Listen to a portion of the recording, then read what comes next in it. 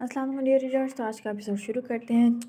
बहुत बुरा हुआ तुम्हारे साथ, मगर तुमने ये क्यों नहीं सोचा जो बुरा करता है उसके साथ बुरा ही होता है। मुझे पहले ही समझ जाना चाहिए था, इन सब के पीछे तुम हो, मगर मैं ही ना जान पाई।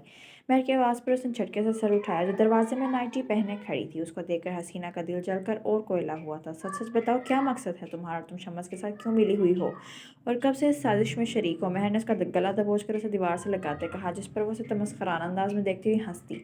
जहाँ तक अपने शोहर को बचा सकती हो बचा लो, क्योंकि बहुत जल्द तुम दोनों अलग होने वाले हो और तुम दोनों के बीच का कांटा मैं यानी हसीना होंगी, इससे कोई चाहे भी तो नहीं निकाल सकता।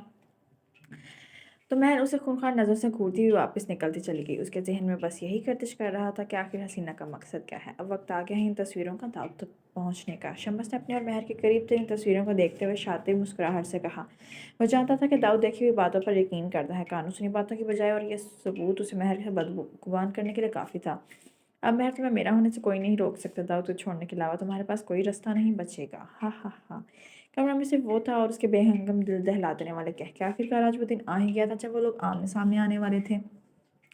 आज रेयान अयान का स्पोर्ट्स था और उन दोनों ने ही पार्टिसिपेट किया था। अयान ने रेसिंग कंपटीशन में हिस्सा लिया था, जबकि अयान ने किसी और गेम में पार्टिसिपेट किया था कि अगर उनमें से एक भी जीत जाए तो दूसरा उसकी भरपूर तरीके से अप्रिशिएट कर सके। महर बाहर से जीत ज़ाहिर तो वो अपने दोनों बच्चों को हिम्मत दे रही थी, मगर अंदर से उसका दिल सहम रहा था, जैसे आज भी कुछ बुरा होने वाला हो। उन सब ने दाऊद को नहीं बताया था कि अयान का पाँव ठीक हो चुका है। वो आज ट्रॉफी जीत कर ही उसे सरप्राइज़ देने का इरादा रखते थे, मगर ये सरप्राइज़ उन्हें कितना भारी पड़ने वाला है, इस सबसे वो अनजान थे। अब वक्त आ गया है महर आमने सामने आने का। रहमा ने तैयार होते हुए सोचा।